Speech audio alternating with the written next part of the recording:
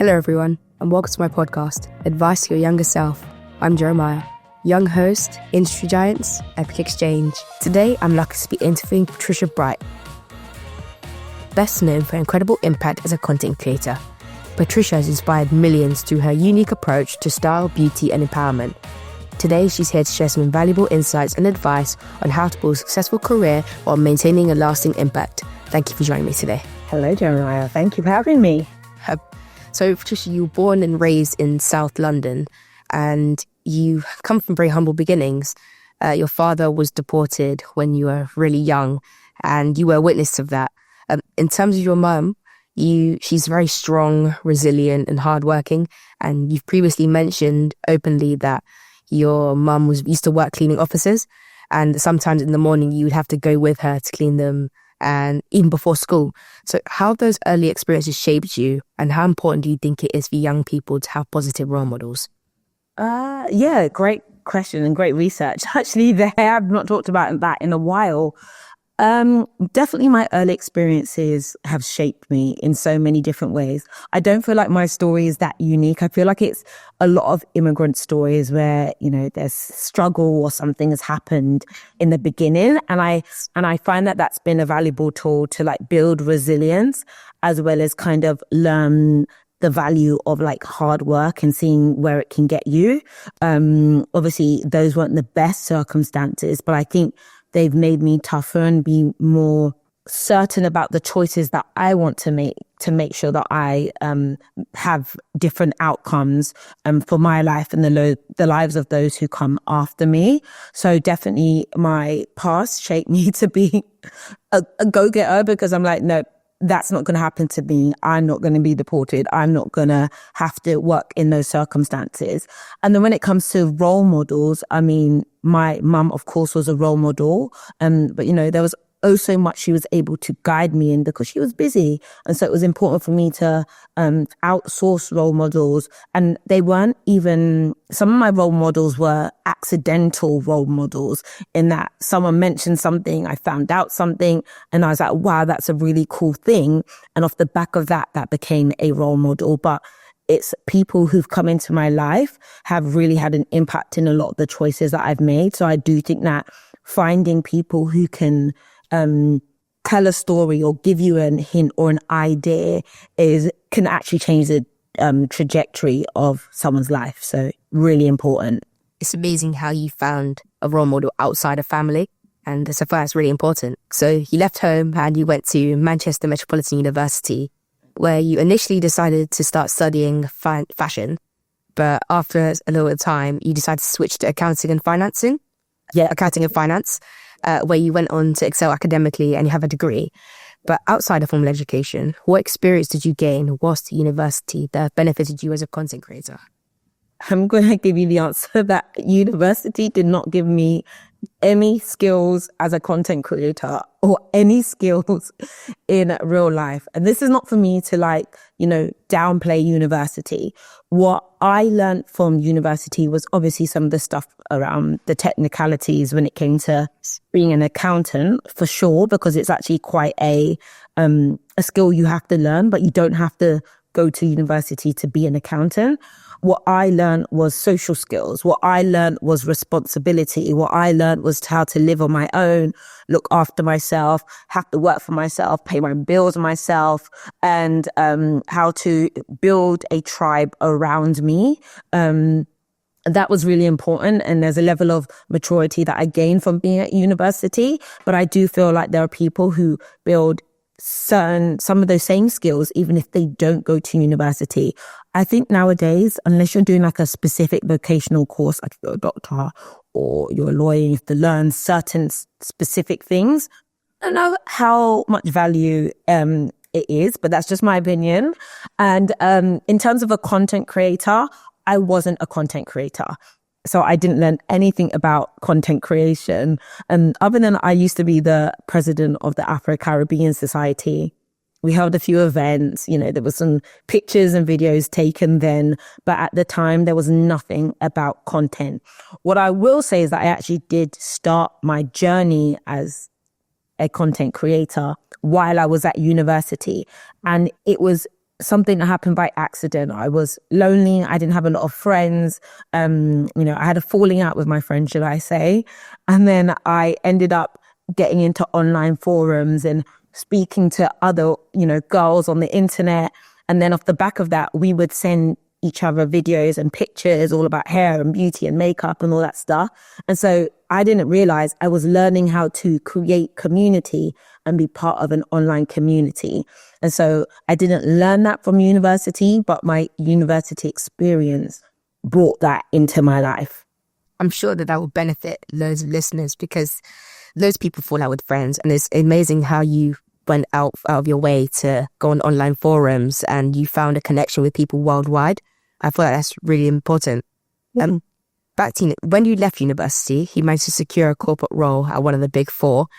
How did you transition from your corporate role in finance to a full-time content creator for beauty and fashion? Because they're two completely different industries, and it's just incredible how you made that transition. Yeah, so people think sometimes that transitions are quick. I actually worked in the corporate world for 8 years. So I worked at different banks. I worked at the consulting companies, and I was doing online content in secret for all that time.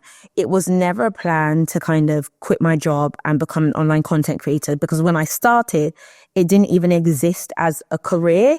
And I was actually super, super embarrassed. I didn't tell anybody. It didn't look the most professional to make videos about, beauty and fashion and clothes when, I was talking to clients like Goldman Sachs. So I never told anyone about it. And the reality was I didn't know that it could be a career, but it was a hobby that I genuinely enjoyed and was learning for. And it was almost like an outlet. So my everyday life, I always said this, my corporate life was in black and white, right? I was suited up every day, and it was very formal in my day-to-day running, but everybody has two sides. So my other side loved beauty, loved fashion, loved all this girly stuff that I would talk to my friends about, as well as talk to my online community about. And then inevitably, I had this hobby that I continued to do consistently for years and years and years. And after 3 to 4 years of doing it, I realized that, actually, this could be a business. I think nowadays, everybody knows that being a content creator, the world of online social media is a business. But at the time, it wasn't a business. And I didn't make any money for the first 3 to 4 years. But once I realized I could build something and I could make money from this, and actually it was a potential long-term out of my career, I kind of built a plan to how I could work out how can I make a living from this that could match my, my actual salary, my actual career, and actually have longevity, because it's scary and it's hard to leave a comfortable job with a comfortable salary and, things that you can be sure about for something that feels like a passion project. So it actually took me 2 years to make that decision to leave my corporate safe job to then move into the world of social media and content creation. So it wasn't something that was like, I'm just going to jump and do this. No, I even had a spreadsheet. I actually made a plan and decided to make the move. I agree. I think it's important to, rather than just taking a big leap and take a big risk, you dipped your toe in the pool and then you're like, okay, this is working. Then slowly you were standing up in the pool. Exactly that. And I'll even say I actually quit a job and I tried to do social media and I didn't make enough. And then I went back to a job for another 6 months and I was like, no, I'm going to go back. And I tried again. And then the next time I tried again, it was successful. So sometimes things don't work out perfectly the first time, but you have to be kind of persistent with it. And luckily it paid off. Okay, thank you. So you started your YouTube channel in 2009, which is before I was even born. That makes you feel very old. I imagine it looked very different than it does today. How did you gain traction and what early mistakes did you make? Okay, traction. Traction is a really good question, because I tell everybody it took me 7 years to make my first 1 million subscribers. Wow. So there was no such thing as quick traction, right? And nowadays it's so much more different. You can go viral over and over again and gain a big platform, but then it wasn't really like that. So the thing that I kept doing was showing up for years and years and years. As I said, 7 years to my first million subscribers. What I did was I really kind of thought about the people who were watching what I was creating. And I realized this isn't about me. It's actually about them. Like, what would they want to see? What do they want to connect with? What do they enjoy? And I almost realized I'm an entertainer in a way. It isn't about my own ego. It's about providing value for someone. And so as I kept doing that, I realized I would gain traction. And also I'd find that certain things, certain ideas would work and certain ideas wouldn't. So I would see if an idea worked and then I'd keep recreating that idea over and over again in different iterations. And then ideas that didn't work, I would just drop them. So that was something that really ended up helping me grow. The early mistakes I probably made were being flaky and inconsistent. So like stopping for a couple of weeks, stopping for a month, and then coming back and then stopping. That's not a great way to build an online community. So by the time I'm 20, I should have 1 million subscribers. You may do, yeah, if you do videos every week, twice a week. But in all seriousness, since it took you 7 years, there's probably people that are going through the same thing. But what advice would you give them to not give up and to keep trying? Because in the end, it will pay off. Yeah, I mean, the idea that in the end it will pay off, I think is a little bit of a fallacy sometimes. The way that you deal with that is by falling in love with the process. So, and this is to do with anything in life, that the assuming that the outcome will be exactly as you want is false. But you know that if you continue to apply the processes, the habits, the routine, and you enjoy that, then you will get a result. It might not be the result you want, but you will definitely get a result. So you have to genuinely fall in love with building your business or creating content or talking to a community. And even if not you, I'm hoping that this doesn't happen. I hope that everybody's dreams come true, right? But even if they don't, you are happy with doing the day-to-day aspects and you learn to find joy and fulfillment in that as well. People can't keep doing what they don't like doing. You can't create content for 10 years, and I've been doing it for 15 years, without truly enjoying the process of creation. I think your passion for your content really reflects that. It seems your YouTube channel has come a long way. So now you have around 4 million followers across all platforms, which is a testament to your success. But what is one of your proudest moments as a content creator? Ooh. Maybe this is a hard one because there's no one moment that I'm proud of. There was no one figure I was proud of. I think for me, it was about,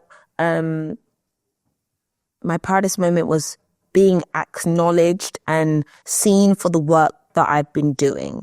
At some point in time when maybe Rihanna's team reach out because they've seen your video, then you're like, oh, okay. Like I'm getting traction. They know I'm here. Those are the moments that I'm really proud of. But there isn't just one thing that I'm like, yes, this was a pivotal moment. Other than sharing the arrival of my children, those are moments I look back at and feel really passionate about. But there isn't just one proud moment. It's nice to see how you have like motivation from the proud moments that happen in your career. With all the expectations that come from your audience, how do you balance creating content that you enjoy against the expectation of your subscribers? Oh, that's a really good question. Yeah. Oh, I love this question. How do I balance that? Well, it's actually a struggle because there's two sides to being a creator. Like, I think some creators naturally just have these ideas that they want to execute, that they feel passionate about and interested in, but then other people are not interested in. And then sometimes an audience want you to do things that you don't want to do. But you have to deal with that internal battle of, well, do I please them or do I please myself? Or is there a place in the middle? And I really try to work from a place in the middle that I'll do things that I know are for the audience only, but I'll do things, even if I know that they're going to fall flat, that make me feel good. And also I do that when it comes to clients. Like there's deals that I could do that could make me lots of money, but I just don't feel good about it. So I'm not going to do it. Or ideas that they present and I say, no, I'm doing my idea. Maybe they don't accept it, but I feel comfortable with making choices that feel right to me directly. And I think in life, you kind of have to do that. You have to choose yourself over and over again. And you never know that sometimes, you might present something new and people don't know that they like that something new. But if you don't innovate, then you'll never grow and nor will an audience. And there's certain things I step back on and I just don't create anymore because I don't want to. And I'm okay with that. That's amazing. I think authenticity is key.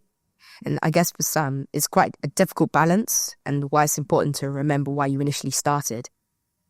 Exactly that. And authenticity is like the key words to being a really good content creator. But then if you ever want to be an innovator, you have to do things that people don't expect of you. And it has to come from within. Yes. For young people who are already creating content but aren't seeing much growth, what advice would you give them to help build momentum and get noticed? Well, first things first, you're young, which means you've got years ahead of you to keep creating content and come up with a ton of ideas. I would advise them to, take the time, look at the trends, look at the market, look at what the algorithm is doing, respond quickly, but also create something new as well and be persistent. The online world isn't a space where you can say, oh, it didn't work, I'm giving up. It takes one moment to be viral. It takes one series that really sets you up in the market. So you have to be someone who keeps trying new iterations as fast as you can. And then, you have to just be persistent in that. I think another thing I always say is fail fast. So like if something doesn't work, you just pick yourself up and go again. Yes, definitely. I think that's really motivational. So recently I've been creating my own content, but I've been struggling because when I'm watching it back, I'm wondering, it doesn't need to be edited a certain way because I'm comparing my podcast to other people's and I'm thinking that there's this idea of perfection. And recently I went to this event where one of the panelists had a quote and it was one of my key takeaways. The quote was, "Don't let perfection be the enemy of good enough." And I feel like it really resonated with me because it was personal. When I was creating my content, I was thinking, okay, this needs to be edited a certain way. This needs to be right. And I was very rigid. But how do I know when good enough is good enough without being obsessed with perfection? Oh, that's such a good question and a good point. There's also a statement which is done is better than perfect as well, which is where you have to determine your benchmark of what success looks like to you, almost like a checklist of what's considered good enough to you. And if you review a piece of content and it's hit that benchmark, then put it out. But also, I've thought that something wasn't good. I was like, I don't like this piece. It wasn't perfect. I promise you, some of those pieces that I wasn't sure about were the pieces that went viral. Well, the pieces that were my highest performing pieces. And then there's things that in my mind were perfect, fell completely flat. The game of content is about volume and creativity. So if you're in a position where you're stuck on something, just put it out and see what happens. And then you can iterate and do something better the next time. You always have to realize that your first version is never going to be as good as your 10th version, but you need that first version to almost set the tone for what you're going to do next. So you almost have to just get it out there, be like, okay, let me get the feedback. All right, I'm going to improve. All right, I'm going to improve. So good enough is perfect for the current phase, but you know that inevitably things will improve because you have that feedback loop. Thank you. I'm going to take that on board. I'm realizing more and more how hard it is to actually be a content creator. especially for me whilst I'm balancing school and my studies. But what tools or apps do you use regularly or recommend to make your content creation more efficient? So a lot of the phone apps are really good because I was a Final Cut Pro girl, I was an iMovie girl, I was a Premiere Pro girl, but there's tools like CapCut, InShot for quick, on-the-go, fast content.